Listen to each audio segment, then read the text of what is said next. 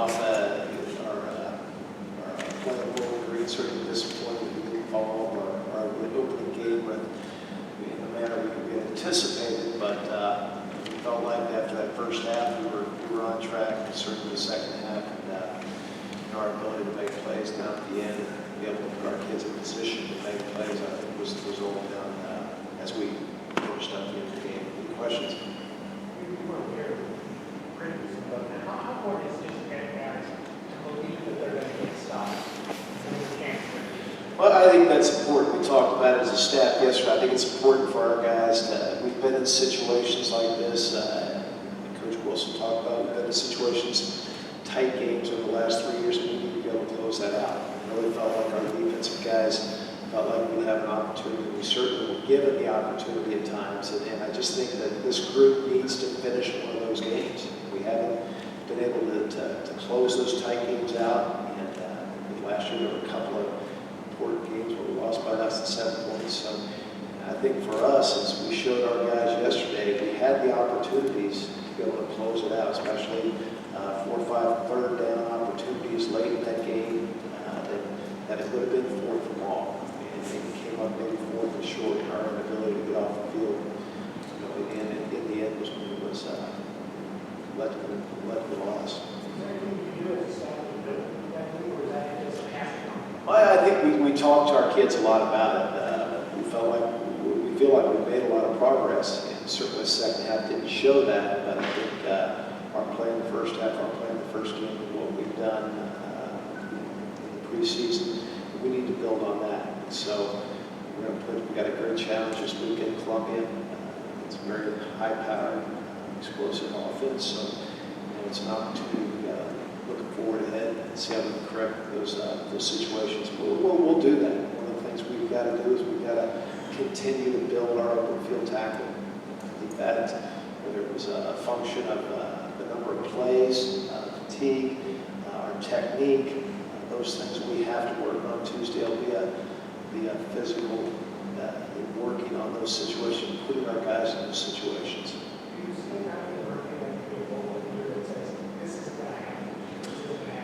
Well, I think we need to, and we're trying to cultivate that. I think we're challenging our seniors, and whether it's a David Cooper, we've got a good group of seniors, and we need them to step up and lead. I think a young man like McNigery made some plays. He's kind of developing into a leader out there. It's a little bit tougher for a guy who you want. He's a linebacker now, but a front guy. But David Cooper, some of our older guys are guys that. We're trying to put in positions to be leaders.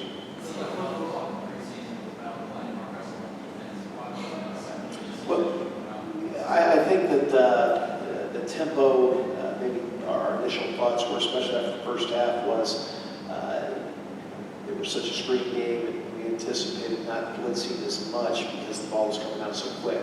We ended up probably pressuring a dozen times in the second half. So most times we had opportunities to get the quarterback down, didn't get him down. Pressure, there's obviously times we probably could have sped the process up a little more, but when you're going empty and you're going 5 receivers, the ball's coming out pretty quick.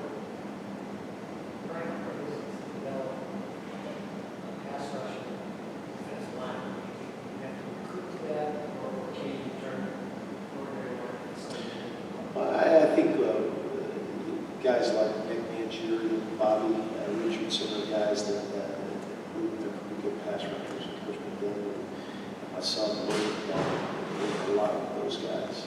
Nick's in a good situation where he's a hybrid, where he's covering some, he's pressuring some. I think he showed that Saturday, getting the pick in the sack.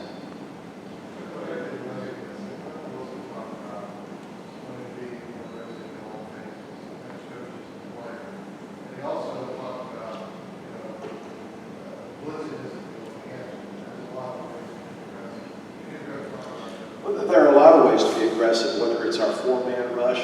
We had particular packages where we,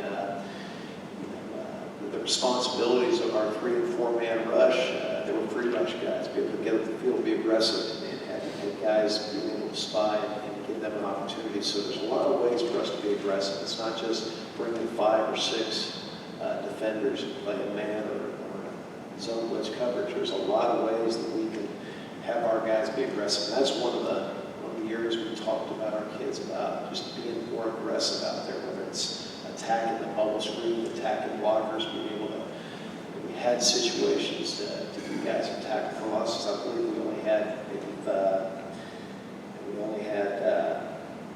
I think it was 4 tackle for losses in the amount of plays we had. And there was a lot of those opportunities. So I think that's where we're challenging our guys to be aggressive.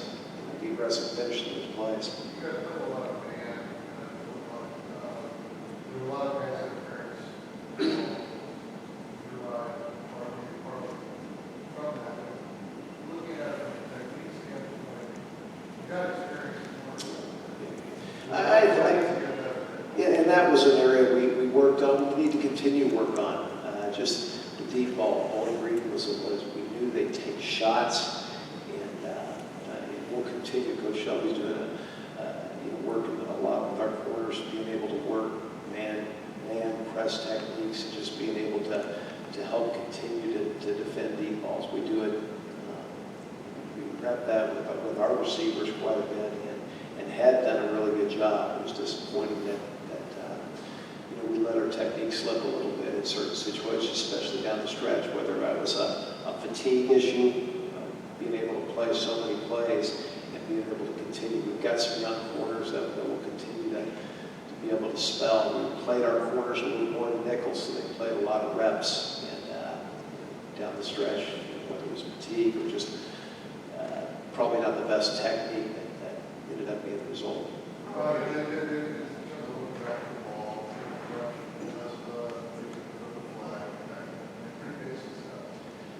It was. I mean, it was situations where those. I think it wasn't one particular corner.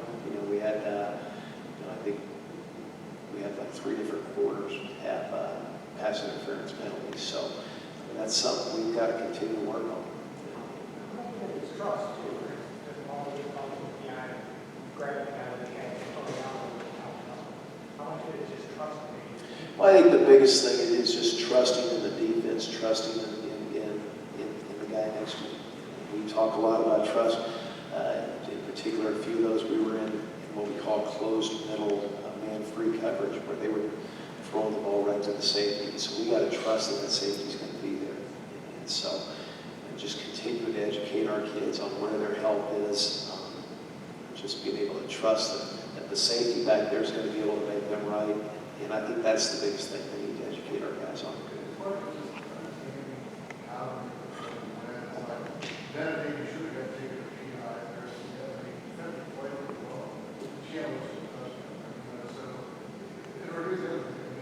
These are last time out there. So as the clock on down now, even with the 2 big eyes getting closer, you guys get sacked. Sack or stop, it's over. Correct. Is that kind of the lead your players need to make them feel? It's like, I can't run score here, I got to take the guy, or I just got to get a sack here, and it's on me, I can really get a sack. That kind of thing that you got to understand. One thing we do probably more than any program I've ever been associated with is put our guys in situations. We try to put our guys in those situations. Coach Wilson, all throughout preseason practice, even during the week, we'll do last 30 seconds of the game and put those guys in. We just need to continue educating our guys. I think Tim maybe peeked in the backfield a little bit on that, the pace of play maybe, but was in a good position, very good position to be able to make the play. Did Bowling Green do anything different in the second half than really did in the first half? They 27 first downs in 1 half. I just never heard of that. That is, we look at one of our benchmarks, one of our goals is to be great on 3rd down. And we were over 60%. The problem was we didn't get it 3rd down enough. It was 90 plays in 1st or 2nd down. And so what you see on the second half was we weren't very good on 1st and 2nd down. Being able to get Bowling Green in 3rd down situations. And I think that they get lines empty, put it in a situation where they were able to be able to convert those short passing games. We're not coaches, and our coaches. Any other fan football fan base is pretty coaches. They see something that to them just looks like the same old defense, the same softness, kind of supine position within the game. What do you tell them in terms of how this defense can be different than what they're seeing? Well, I think we need to look at the body of work. Obviously, it wasn't, the second half wasn't anything what we expected, or we certainly aren't. We addressed the second half yesterday. I think in our defensive meeting, we watched the specific plays. And I think the biggest thing we need to do is when we get in those situations, be able to not only make those plays, but put our guys in better positions to make those plays. And that's as a staff, whether it's Coach Wilson talked about being more aggressive, and that may not necessarily mean blitzing, but being more aggressive in our techniques as far as being able to down the ball. Our guys, like I said, there were some situations where if we're able, the kids are in good position, we just need to finish that play. So what I'd say to the base is, let us continue building. Let us continue building, and I believe we have players that can be a good defense. And I hope that one half of play isn't going to make everybody judge this defense yet. What are your first early impressions of Missouri and what they do? I think Matty Mock's a very talented quarterback. He's athletic, runs around. Really they did lose some receivers last year, but you wouldn't be able to tell that from the talent on the field. They spread you out. They got a very, very athletic tight end, much like a Tyler Eifert type tight end, guy that can stretch the field. So the two running backs that come back, or as talented running backs as you can probably see this year. A big physical running back, and also an athletic kick returner, chain win type running back. So I think talent-wise, they return a very experienced group of offensive linemen, and so it'll be a great challenge for us. I think our kids they were in yesterday looking at Missouri tape, so we've got a good jump start on Missouri. We looked at it in the off-season, so we got a pretty good idea of what we can expect. But I think Mock's the guy that's going to be the big challenge. He's the guy that really makes their offense go. One thing I've seen a lot now is basically on Saturday, it was maybe the second, third, so early on, a little shaky there. You guys had a chance to make maybe 2 or 3 things. Did you think about coming after the field the rest of the early? Even though you were holding the field goals in the first half, was part of the mindset going in, this kid's still pretty good. It turned out he got the ball out quickly, he was accurate, really well. But did you guys have the mindset going in and trying to unsettling or confusing early? I think there were certain situations, certain formation, personnel groups that we were going to attack him in, and they did a nice job of being able to put him in situations where he got the ball out quick. We knew he was a talented throwing quarterback in his days in high school, so it was, we were well aware. We got a couple of players of ours that played with him in high school, so we knew he had a strong arm. He was able to deliver the ball quick, and we had opportunities where two takeaways. Probably had our hands on at least half a dozen other balls that we need to convert those. Where we didn't get any takeaways that first game, to be able to get 2, that's a challenge of ours to be able to continue to take that ball away. We got our hands on, I think, 5 balls up front were deflected. And so we made progress in those areas. We just need to capitalize. One more takeaway, one more stop in that game, certainly would have been the defensive performance we would have wanted, but the outcome could have been different.